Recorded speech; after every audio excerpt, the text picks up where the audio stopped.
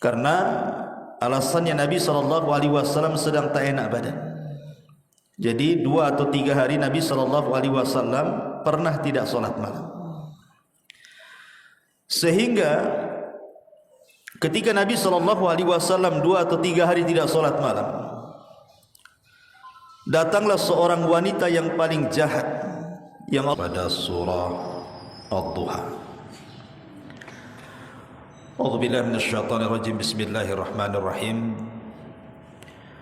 Wad-duha wal-laili idza saja. Ma wadda'aka rabbuka wa ma qala. Walal akhiratu khairul laka minal ula wala sawfa yu'tika rabbuka fatarda. Alam yajidka yatiman fa'awa wa wajadaka dhallan fahada wa wajadaka 'ailan fa'aghna fa ammal yatima fala taqhar wa ammas sa'ila fala tanhar wa amma bi ni'mati rabbika fahaddits. Demi waktu duha dan demi malam apabila telah sunyi, Tuhanmu tidak mungkin meninggalkan dirimu dan tidak pula membencimu. Dan sungguh yang kemudian lebih baik daripada yang permulaan. Dan sungguh kelak Tuhanmu pasti memberikan karunia kepadamu sehingga engkau akan puas. Bukankah dia mendapatimu sebagai anak yang yatim, kemudian dia melindungimu? Dan dia mendapatimu sebagai orang yang bingung, lalu Allah berikan petunjuk. Dan dia mendapatimu sebagai seorang yang kekurangan, lalu Allah berikan kecukupan. Maka terhadap anak yatim jangan engkau berlaku sewenang-wenang. Dan terhadap orang yang meminta-minta janganlah engkau menghardiknya. Dan terhadap nikmat Tuhanmu hendaklah engkau bersyukur. Surah Ad-Duha ini ada asbab nuzulnya. Ketika Nabi SAW datang perintah solat malam dengan turunnya surah Al-Muzammil, ya ayyuhal muzammil qumil laila illa qalila nisfahu aw inqus minhu qalila aw zid alaihi wa rattilil qur'ana tartila. Turun ayat tentang perintah solat malam. Maka sejak turun ayat perintah dalam surah Al-Muzammil ini, maka Nabi SAW tidak pernah meninggalkan solat malam seumur hidupnya dalam periode Mekah. Di periode Mekah Rasul SAW tidak pernah meninggalkan qiyamul lail kecuali 3 hari. Ada yang mengatakan 2 hari.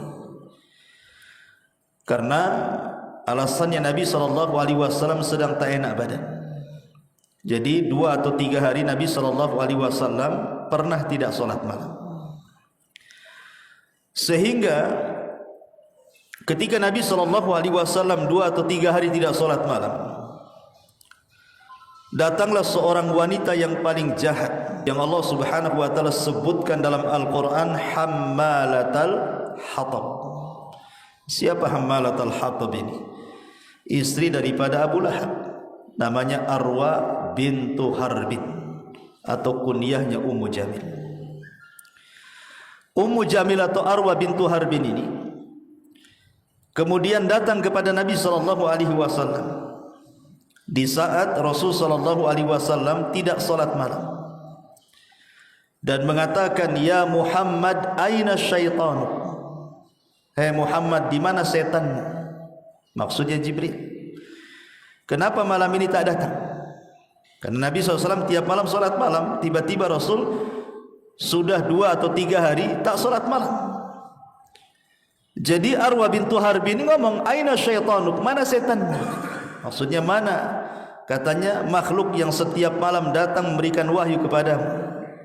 Arwa bintu Harbin membahasakan setan, maksudnya malaikat Jibril. Aina syaitanuk, mana setanmu?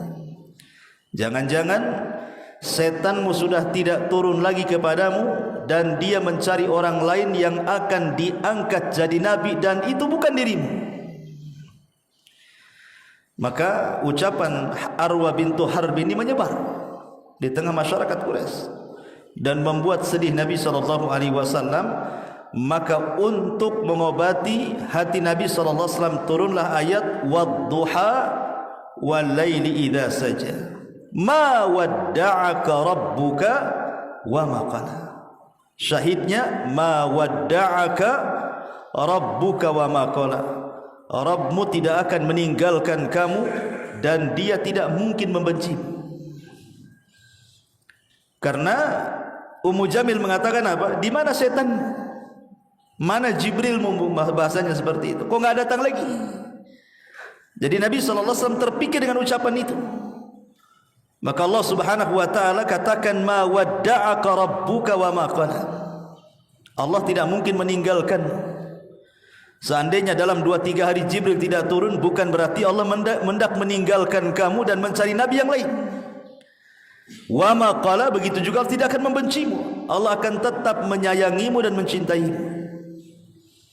Dari sini di antara asbab nuzul daripada surah Ad-Duha di sini. Taib, kita masuk pada ayatnya. Di sini Allah Subhanahu wa taala mengatakan wad-duha wal laili idza saja. Demi waktu duha dan demi malam apabila telah sunyi. Di banyak ayat dalam Al-Qur'anul Karim Allah Subhanahu wa taala paling banyak bersumpah dengan waktu. Hampir kebanyakan sumpah Allah dalam Quran itu berbicara soal waktu. Wal laili idza yaghsha wan nahari idza tajalla. Demi malam apabila sudah menutup dan demi siang apabila sudah terpancar sinarnya. Kemudian Allah mengatakan wal fajri wa layalin ashri, demi waktu fajar dan demi malam-malam yang 10. Kemudian Allah mengatakan wal asri innal insana lafi khusr, demi masa, demi waktu asar. Dan di sini Allah mengatakan wadduha, demi waktu duha dan demi malam ketika sunyi.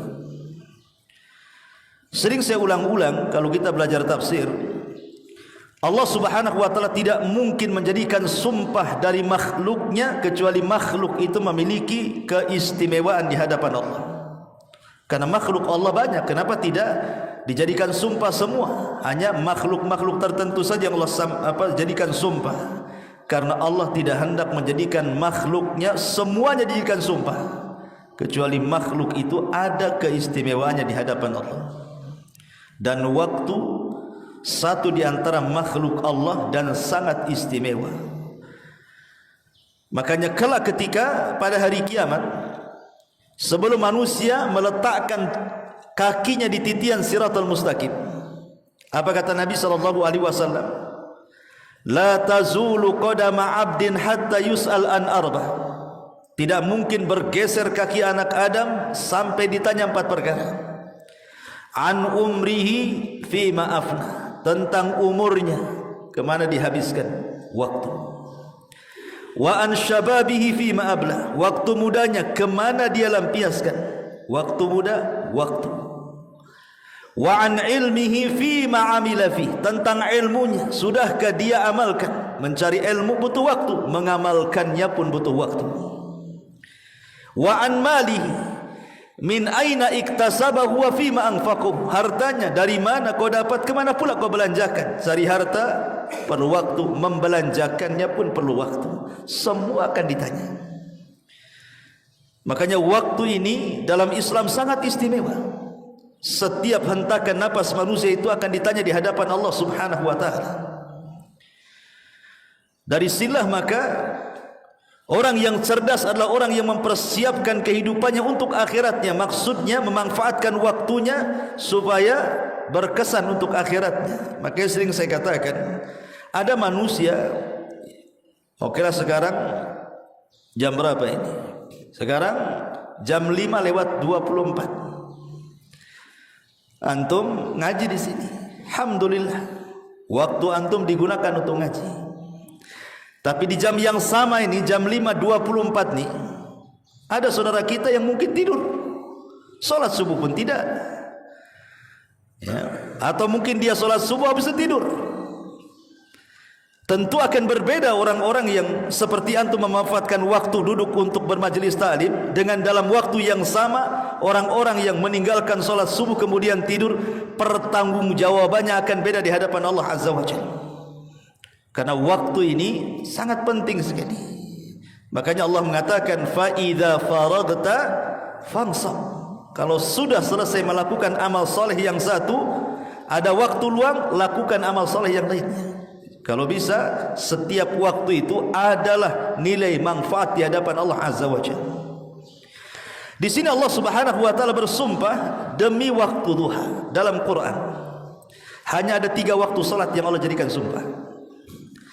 Pertama, wadduha, demi waktu duha. Di situ ada salat duha. Yang kedua, wal fajri walayalin asr, demi waktu fajar. Di situ ada salat subuh. Kemudian yang ketiga, wal asri innal insana lafi khusrin, demi waktu asar. Di situ ada salat asar. Dan Allah tidak pernah bersumpah dengan wal maghrib, wal isya, wal zuhri. Tidak akan antum dapati itu. Yang ada wal fajri, wal asri, wal duha. Antum tidak akan dapati wal zuhri, wal maghrib, wal isya. Kenapa? Kenapa hanya 3 waktu ini saja, waktu-waktu solat yang Allah jadikan sumpah? Ini kan sebuah pertanyaan. Kenapa zuhur tidak masuk? Kenapa maghrib tidak masuk? Kenapa isya tidak masuk? Bukankah 3 waktu juga waktu-waktu solat? Ulama mengatakan karena rahasia hidup manusia dalam satu hari itu ada di 3 waktu ini. Rahasia manusia dalam setiap harinya itu tersimpan dalam 3 waktu ini. Pertama, wal fajri, demi waktu fajar. Orang yang selepas subuh, kemudian seperti antum duduk berzikir, bermajelis taklim, atau mungkin baca Quran atau beribadah yang lainnya, sampai syuruk. Syuruk itu terbit matahari meninggi 1 tombak, disebut syuruk namanya. Ini waktu berkah. Kalau seseorang berdoa kepada Allah Subhanahu wa taala di waktu syuruk, maka dia akan diberkahi 1 harinya. Maka berdoalah kepada Allah Azza wa Jalla di waktu syuruk ini, semoga usaha kita diberkahi, pekerjaan kita diberkahi, umur kita diberkahi, keluarga kita diberkahi, semua hidup kita diberkahi. Maka siapa yang berdoa dengan keberkahan di waktu pagi, maka akan diberkahi sampai waktu asar. Dari sini Nabi SAW mengatakan apa? Allahumma barik li ummati fi bukuriha. Ya Allah, berkahi umatku di waktu paginya. Di sini ada waktu berkah. Makanya rahasia hidup manusia ada di waktu fajar. Kemudian yang kedua, wadduha, kita urut demi waktu duha. Waktu duha ini ada yang mengatakan dimulai dari terbit matahari meninggi 1 tombak sampai zawal. Zawal itu matahari condong ke arah barat, masuk waktu zuhur. Itulah waktu duha. Tapi ada juga yang mengatakan waktu duha itu sampai maghrib. Karena lawannya di sini Allah mengatakan wadduha wal laili, demi waktu duha dan demi malam. Artinya duha itu terbentang dari pagi sampai sore, baru setelah itu malam. Itu menurut teks daripada surah Ad-Duha.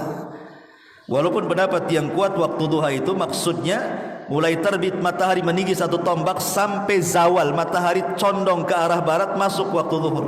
Itulah waktu duha.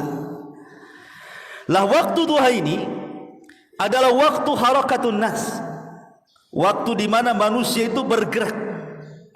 Orang yang punya ladang ke ladang, orang yang punya kantor ke kantor, orang yang punya pasar ke pasar, orang yang kerja di jalan, sibuk di jalan raya.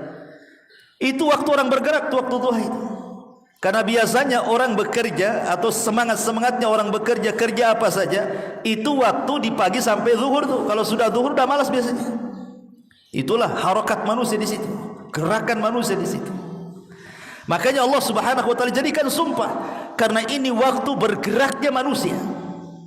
Disitulah manusia akan dapat manfaat dunia akhirat di waktu duha. Lah waktu duha ini waktu istimewa. Kenapa waktu istimewa? Karena di situ pertama ada solat duha. Dan solat duha itu sedekah yang mewakili 360 persendian. Kalau antum hitung dari kepala sampai kaki, persendian manusia itu jumlahnya 360. Itu berdasarkan hadis qudsi. Dan ini dibenarkan dalam teori kedokteran. Di zaman Nabi tidak ada alat canggih untuk menghitung sendi. Tapi sekarang dimunculkan alat-alat canggih kan. Ternyata setelah dihitung oleh para dokter, memang sendi itu jumlahnya 360 sendi. Dan ini menunjukkan bahwa wahyu, Rasul tidak ngomong asal ceplak gitu saja, tapi dari Allah yang mengatakan bahwa dalam raga manusia itu ada 360 persendian. Dan 360 persendian ini wajib mengeluarkan sedekah setiap harinya. Tetapi kata Rasul sallallahu alaihi wasallam, cukup dengan 2 rakaat duha itu sudah mewakili sedekah 360 persendian. Ini yang pertama.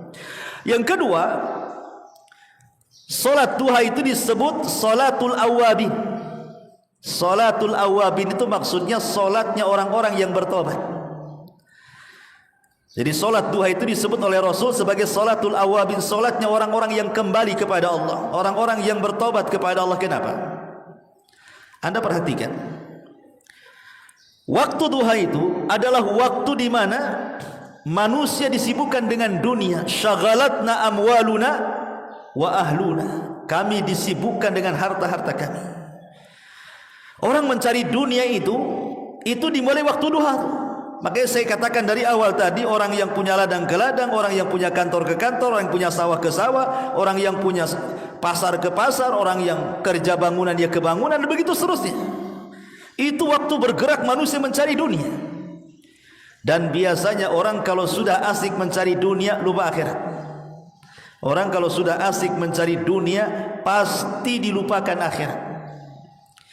Kalaulah seandainya manusia sedang sibuk-sibuknya mengejar dunia, tiba-tiba antum keluar dari kesibukan dan antum melaksanakan duha, artinya antum keluar dari kesibukan manusia. Ketika manusia mengejar dunia, antum pula lari dari dunia menghadap Allah. Dan ini tidak bisa dilakukan kecuali orang-orang awabin, orang-orang yang betul-betul ingin kembali kepada Allah. Dia tinggalkan kesibukannya, dia menghadap kepada Allah Azza wa Jalla. Walaupun sesaat di tengah-tengah pekerjaan kita, kemudian kita sebentar saja 5 menit solat duha, itu solat awabin. Dan dalam kaidah, manusia yang bisa keluar di tengah-tengah kesibukan manusia mengejar dunia, dia mengejar akhirat, berarti orang ini orang pilihan. Karena tidak semua orang bisa melakukannya. Makanya orang-orang yang melaksanakan duha adalah orang-orang pilihan di tengah-tengah orang yang sedang mengejar dunia. Ini yang kedua. Yang ketiga, waktu duha, ikhwatu fiddin, muliakan Allah Subhanahu wa taala. Waktu duha itu yang paling afdal adalah ketika anak unta berlarian, kepanasan kakinya.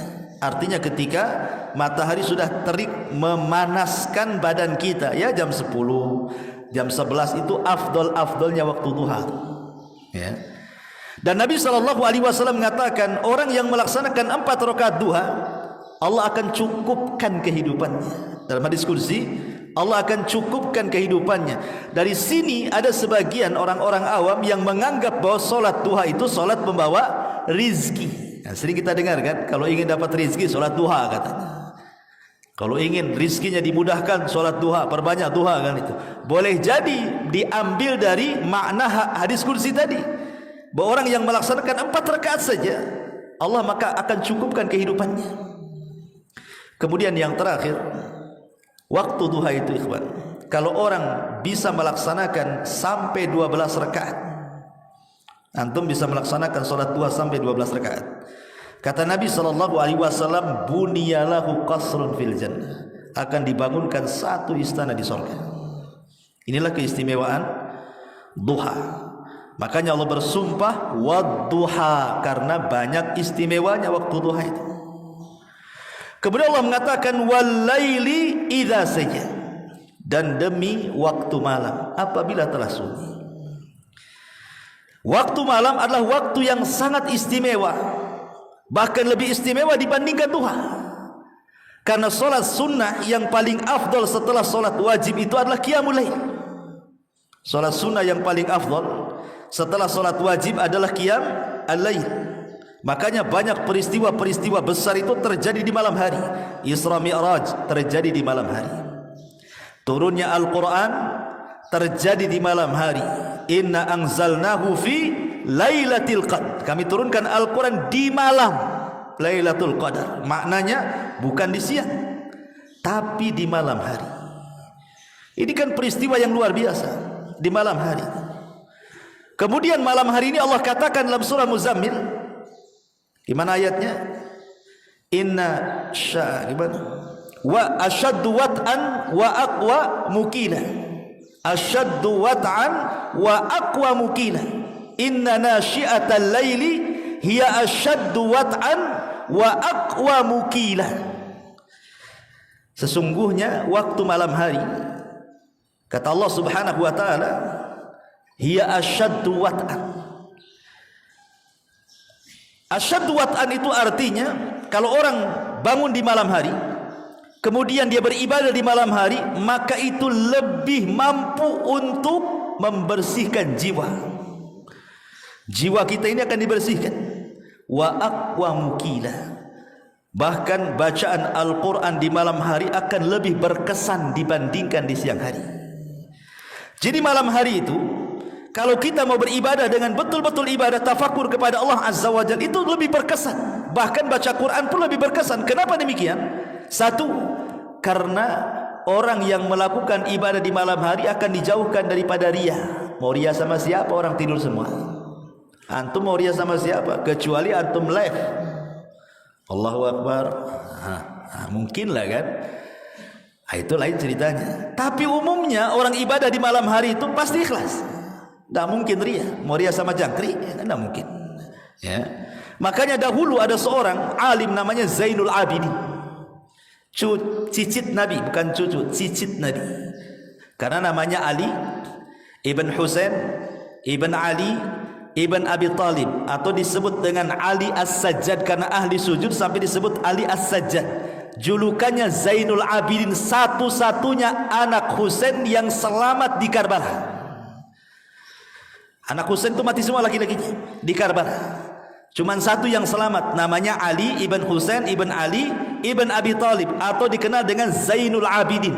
Maka siapapun yang mengaku keturunan Husain wajib jalurnya kepada Zainul Abidin. Kalau tidak nyambung ke Zainul Abidin, jangan ngaku Habib kalian. Karena cuma satu jalurnya. Kalau Hasan dua, kalau Husain cuma satu, harus lewat Zainul Abidin. Zainul Abidin Allah berikan rezeki luas. Ya. Allah berikan rezeki luas. Tapi kalau sedekah tak tampak, sehingga orang menganggap bakhil. Rupanya malam-malam, setiap malam dalam sepertiga malam itu, dia pikul gandum. Setiap malam dia letakkan gandum di 70 pintu rumah fuqara wal masakin Madinah. Setiap malam. Tidak ada yang orang tahu. Setiap malam letakkan di sini, letakkan di situ. Nanti besok dia letakkan lagi di mana lagi. Setiap malam ditarget 70 fuqara masakin Madinah harus mendapatkan gandum. Sehingga fuqara wal masakin di Madinah itu tidak pernah kelaparan. Walaupun demikian tetap saja dia dikatakan bakhil karena tidak nampak sedekahnya. Sebentar lagi ini kan ini mau Idul Fitri ini, orang bagi-bagi kan, bagi-bagi sembako tuh orang-orang kaya itu, orang-orang ngontri itu zakat fitrah tuh. Itu sudah disiapkan wartawannya, ya sudah disiapkan kan, biar nanti ini simpulan sampai ngantri. Itu kita kan itu, tapi Zainul Abidin malam-malam. Sehingga tidak ada orang tahu. Ketahuannya kalau dia ahli sedekah kapan? Ketika mati. Ketika dia meninggal, orang yang memandikannya itu melihat bahwa di pundaknya Zainul Abidin kapalan karena sering mengangkut gandum. Dan ketika meninggalnya tidak ada satu rumah fuqara wal Madinah kecuali kehilangan gandum. Baru mereka sadar siapa yang selama ini ngasih infak kepada mereka. Syahidnya di sini apa? Zainul Abidin infak di malam hari, karena di situ lebih ikhlas kepada Allah Azza wa Jalla. Ibadah di malam hari itu lebih ikhlas, makanya lebih berkesan kepada hati, dan bacaan Quran pun lebih berkesan juga. Ini yang pertama, lebih berkesan, lebih jauh daripada riya dan dekat dengan ikhlas. Kemudian lebih daripada itu, yang kedua, ziyadatut tadabburi wal fahmi. Orang kalau mengaji di malam hari atau menghafal Quran di malam hari, itu akan mudah untuk menghafal dan akan mudah untuk memahami kalau hendak memahami, karena tidak ada bising-bising di malam hari itu. Bisa fokus kita baca Quran. Kok di siang hari bising sana sini? Makanya kenapa kemudian di sini Allah bersumpah dengan malam, karena memang malam itu adalah waktu yang sangat istimewa bagi para salihin, orang-orang saleh. Wal laili idza saja, ma wadda'aka rabbuka wa ma qala. Ma wadda'aka. Tetapi Allah Subhanahu wa taala tidak mengulang dengan kalimat wa ma qalaka. Harusnya kan begitu bacaannya. Ma wadda'aka, Allah tidak meninggalkan kamu. Wa ma qala, dan Allah tidak membenci. Harusnya bacaannya wa ma qalaka, gitu maksudnya. Kenapa Allah tidak kasih ka di qala, tetapi Allah kasih ka di wadda'? Ma wadda'aka, tidaklah Allah meninggalkan ka kamu. Wa ma qala, dan tidak pula membenci. Harusnya membencimu, gitu maksudnya. Kenapa tidak dikasih ka? Ulama tafsir mengatakan kalimat wadda'aka, dan Allah tidak mungkin meninggalkan kamu. Kalau seseorang Allah meninggalkan Rasul sehari, 2 hari, atau semalam, 2 malam, 3 malam, Rasul bisa bersabar.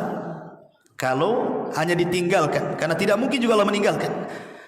Tetapi kalau wa maqala, membenci, maka Rasul tidak mungkin sabar. Kalau meninggalkan semalam, 2 malam, Rasul bisa sabar. Tapi kalau Allah membenci, Rasul tidak sabar. Tidak mungkin Rasul dibenci oleh Allah Azza wa Jalla. Rasul tidak mau dibenci Allah, makanya tidak menggunakan ka di sini. Maknanya ketika Allah mengatakan ma wadda'aka, Allah tidak meninggalkan kamu, artinya Allah bersamamu.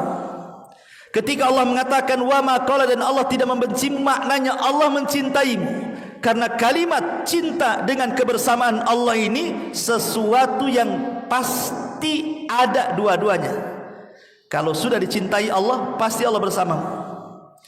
Kalau Allah membencimu, maka Allah tidak mungkin bersama kita. Makanya Allah Subhanahu wa taala menyebutkan dalam hadis qudsi itu, wa ma yazalu 'abdi yataqarrabu bin nawafil hatta uhibbahu. Siapa yang menambah dari yang wajib dengan yang sunnah-sunnah, maka Allah Subhanahu wa taala akan katakan sampai aku mencintainya. Jadi ketika kita bersama Allah nih dengan melaksanakan sunnah setelah yang wajib, maka konsekuensinya Allah pasti memberikan kecintaannya kepada kita. Maka di sini Allah ingin katakan kepada Nabi SAW, ma wadda'aka, tidak mungkin Allah meninggalkanmu wahai Muhammad. Maknanya Allah akan senantiasa bersamamu. Wa ma qala, dan tidak mungkin Allah membencimu, maknanya Allah akan senantiasa mencintaimu. Jangan sedih, jangan hiraukan perkataan Ummu Jamil atau Arwa bintu Harbin yang mengatakan bahwa kenabian akan dipindahkan ke orang lain karena setanmu sudah tidak akan datang lagi kepadamu. Maka Allah katakan ma wadda'aka rabbuka wa ma qala. Karena Allah mengatakan walal akhiratu khairul laka minal ula.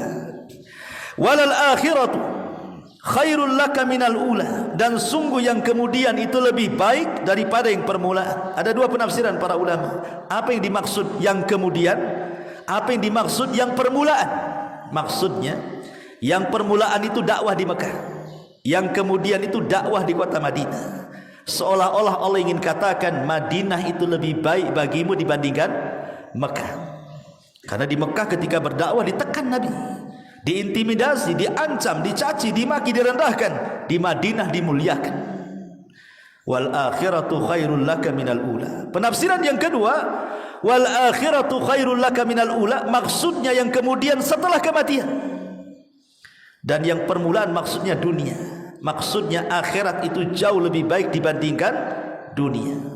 Karena Allah mengatakan wala saufa yu'tika rabbuka fatarda, dan sungguh Allah akan memberikan kepadamu banyak pemberian dan engkau akan puas dengan pemberian itu. Allah Subhanahu wa taala sudah banyak memberi nikmat kepada Rasul di dunia. Allah puji Rasul dengan akhlaknya yang tinggi, wa innaka la'ala khuluqin azim. Ini pemberian Allah. Tidak ada satupun Nabi yang dipuji akhlaknya melebihi pujian Allah kepada Nabi. Yang kedua, Allah muliakan tanpa menyebut nama dalam Al-Quran. Kalau Allah memanggil para Nabi pasti disebut namanya. Allah katakan, Ya Isa bin Maryam, Ya Musa, Ya Ibrahim. Allah sebut tuh panggilan namanya. Tapi Allah tidak pernah menyebut dengan kata-kata Ya Muhammad dalam Al-Quran. Allah hanya menyebut Ya ayyuhan Nabi, Ya ayyuhan Rasul, Ya ayyuhal Mudaththir, Ya ayyuhal Muzammil.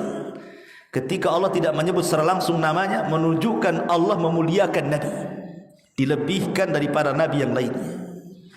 Ini yang kedua. Yang ketiga, Allah subhanahu wa ta'ala berikan para sahabat yang sangat-sangat membela Nabi. Dan Allah banyak berikan kemudahan kepada dakwah Nabi. Dan begitu seterusnya. Termasuk kemenangan dalam perang, termasuk kehususan yang tidak diberikan kepada para nabi yang lainnya. Seperti apa?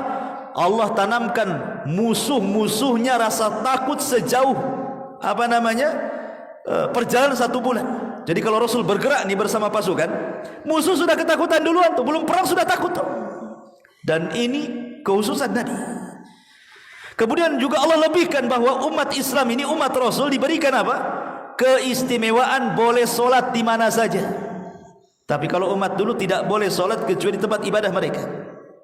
Rasul mengatakan, waju'ilat liyal ardu masjidan wa tahur. Allah jadikan bumi sebagai tempat sujud dan tempat bersuci. Kalau antum kepepet umpamanya solat di trotoar, tidak apa-apa, asal jangan jadi konten saja. Kan ada tuh orang buat konten solat di trotoar, ngapain? Rupanya lagi konten, musolanya di depan. Artinya kalau orang kepepet solat di mana saja boleh, itu keurusan Nabi. Kemudian juga Allah berikan, dihalalkan ghanimah perang. Para Nabi dulu tidak boleh. Kalau perang dapat harta ghanimah, dihancurkan, tidak boleh dimakan kalau dimanfaatkan.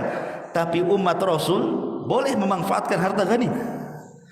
Harta ghanimah itu maksudnya harta rampasan perang, bukan untuk nemu dompet dibilang harta ghanimah. Dapat ghanimah nih. Gitu. Itu milik orang dompet.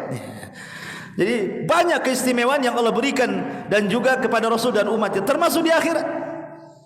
Nabi orang yang pertama kali keluar dari kubur. Nabi yang pertama kali memberikan syafaatul uzma. Nabi yang pertama kali melintasi titian siratal mustaqim. Bahkan Nabi yang pertama kali membuka pintu surga. Bahkan Rasul yang pertama kali masuk surga. Banyak keutamaan. Allah katakan, wala saufa yu'tika rabbuka fatarda. Kemudian Allah ingatkan di sini tentang nikmat yang Allah anugerahkan kepada Nabi sallallahu alaihi wasallam. Apa nikmatnya? Alam yajidka yatiman fa'awa. Bukankah Allah sudah mendapati wahai Muhammad seorang yatim, tapi Allah lindungi. Yatimmu tidak seperti anak-anak yatim yang lainnya. Anak-anak yatim yang lainnya terlantar, tapi engkau Allah lindungi. Meninggal ibundanya, dilindungi oleh pamannya Abu Talib. Abdul Muttalib kakeknya meninggal 2 tahun, dilindungi oleh Abu Talib. Kemudian setelah menikah mendapatkan perlindungan dari Khadijah dengan hartanya. Kemudian hijrah ke Madinah mendapatkan perlindungan dari orang-orang Ansar. Allah lindungi. Fa'ammal yatima alam yajidka yatiman fa'awa. Kemudian Allah mengatakan, wa wajadaka dhalan fahada. Dan Allah dapati kau tersesat. Maksud tersesat ini bukan sesat maksudnya kufur atau syirik, tidak. Maksudnya tersesat, tidak tahu apa yang harus dilakukan dalam beribadah kepada Allah. Rasul tidak pernah kufur, Rasul tidak pernah syirik, walaupun di masa jahiliyah. Rasul itu ala din Ibrahim, di atas agama Ibrahim, di atas fitrah. Cuman karena belum turun syariat, tidak tahu cara menyembahnya, belum tahu cara sholat, cara puasa, cara zakat, cara haji, dan begitu seterusnya. Kemudian turunlah syariat. Ini loh solat begini, ini puasa begini, ini zakat begini, ini haji begini. Wa wajadaka dhalan fahada, wa wajadaka ailan fa'aghna. Dulu engkau dapati wahai Muhammad, engkau miskin, Allah berikan kekayaan. Apa maknanya di sini? Ada yang mengatakan bahwa maksudnya dulu engkau miskin itu, miskin tidak punya sahabat yang membelamu. Kemudian ditumbuhkan dan ditanamkan di hati-hati para sahabat untuk membela Rasul. Maka Rasul kaya dengan para sahabat. Ataupun penafsirannya, dulu engkau miskin, ya miskin, kemudian menikah dengan Khadijah, kau kaya. Allah berikan kekayaan. Hijrah ke Madinah, banyak peperangan dimenangkan Rasul, ghanimah di mana-mana. Atau maknanya wa wajadaka ailan fa'aghna. Fa'aghna di sini artinya qanaah. Mungkin kehidupanmu tidak seperti raja Persia, mungkin kehidupanmu tidak seperti raja Romawi atau raja Najasyi yang penuh dengan kemewahan, tetapi Allah berikan qanaah, kekayaan batin. Maksud fa'aghna di sini kekayaan batin, karena al-ghina ghinal qalbi, kekayaan itu ada di hati. Sekaya apapun secara materi dunia ikhwan, kalau hati sempit tetap miskin. Tapi semiskin-miskinnya dari materi dunia, kalau hatinya lapang maka dialah sekaya-kaya manusia. Ada juga yang mengatakan seperti itu. Ada wa wajadaka ailan fa'aghna fa ammal yatima fala taqhar. Maka Allah ingatkan, adapun terhadap anak yatim jangan kau hardik mereka. Ingat dulu kau yatim. Allah berikan perlindungan dengan diberikan kepada Halimah Sa'diyah. Kemudian dari Halimah Sa'diyah pindah ke tangan ibundanya Aminah. Setelah Aminah pindah ke tangan Abdul Muttalib. Setelah Abdul Muttalib pindah ke tangan Abu Talib. Kemudian ke Khadijah. Kemudian ke orang-orang Ansar. Dulu kau yatim, Allah tolong sampai jadi orang besar. Karena dulu kau yatim, maka kalau dapat anak yatim jangan kau hardik. Ingat dulu kau yatim juga. Karena Rasul itu Abul Aitam, bapaknya anak yatim. Ya. Makanya kenapa Rasul mengatakan ana wa kafirul yatim fil jannati kahataini. Saya dan para pengkafil anak yatim seperti ini di surga. Maka siapapun yang mengusap anak yatim, antum akan dapatkan pahala sebanyak rambut yang ada di anak yatim itu. Kalau antum usap kepalanya 1 kali, berarti antum dapat pahala sebanyak rambut yang di kepalanya. 2 kali, 2 kali rambut. 3 kali. Tapi mau enggak anak yatim digituin sama antum? Mau. Kalau antum kasih amplop sekali. Kasih 100 usap, 200 usap, 1 juta 10 kali usap tuh. Banyak pahala antum tuh kan. Mungkin anak yatim tiap hari minta diusap tuh. Kalau antum ada jatah ya. Baik. Kemudian wa ammas sa'ila fala tanhar. Dulu engkau miskin, Allah berikan kekayaan. Kalau ada orang minta-minta jangan bakhil. Karena kekayaan itu milik Allah. Dulu kau juga miskin wahai Muhammad, Allah berikan kekayaan. Maka setiap ada orang yang miskin, ingat dulu kau juga miskin, kasih dia, jangan kau bentang ya. Kemudian Allah akhiri wa amma bi ni'mati rabbika fahaddis. Adapun dengan nikmat Rabbu ceritakan. Fahaddis, ceritakan. Namanya tahaddus bin ni'mah. Tahaddus bin ni'mah itu bukan ria. Tidak. Pamannya antum dalam rangka tahadus bin ni'mah, pernahlah antum dulu kaya, ya, kemudian antum dimudahkan hidupnya membantu fuqara wal masakin. Allah takdirkanlah mungkin namanya hari kan berputar, kadang kaya kadang miskin. Kemudian antum teringat, antum cerita, aduh enaknya dulu kaya saya bisa nyumbang. Itu namanya tahadus bin ni'mah namanya. Ya, bukan ria, tidak. Ya, tergantung inamal amalu bin niat ya. Kalau niatnya untuk ria ya ria maksudnya. Tapi kalau hanya sudah tahadus bin ni'mah, menceritakan diri sendiri hanya untuk supaya dijadikan ibrah, dan itu merupakan nikmat dari Allah Subhanahu wa taala, enggak apa-apa. Ataupun maksud tahadus bin nikmah itu maksudnya antum menampakkan yang zahir. Karena ada orang kaya, subhanallah, bukan hanya bakhil sama orang, sama dirinya dia bakhil. Dia kaya, beli baju yang bagus saja enggak bisa. Padahal kaya. Kemana-mana pakai kolor aja, enggak bisa dia beli sarung atau beli apa gitu. Padahal kaya. Pakai kolor pula dia. Mana nikmat yang Allah berikan? Makan asalnya enggak gizi. Apa ini? Ini bukan zuhud ya. Maka boleh menampakkan yang zahir. Makanya ketika Rasul mengatakan, Rasul, apakah orang yang pakai sandal bagus, baju bagus, kendaraan bagus termasuk sombong? Kata Rasul, tidak. Sombong itu bukan di situ. Sombong itu menolak kebenaran dan merendahkan orang. Artinya kalau kita pakai baju bagus untuk merendahkan orang, disitulah sombongnya. Antum beli mobil petantang-petenteng, itu disembah. Tapi kalau antum beli baju, beli sandal, pakai mobil, itu tahadus bin nikmah, tidak ada masalah. Yang penting jangan rendahkan orang ya, itu saja sebenarnya. Makanya Allah mengatakan fa amma bi ni'mati rabbika fahaddits. Subhanallahi bihamdika asyhadu an la ilaha illa anta astaghfiruka wa atubu ilaik. Allahu ta'ala. Assalamualaikum warahmatullahi wabarakatuh.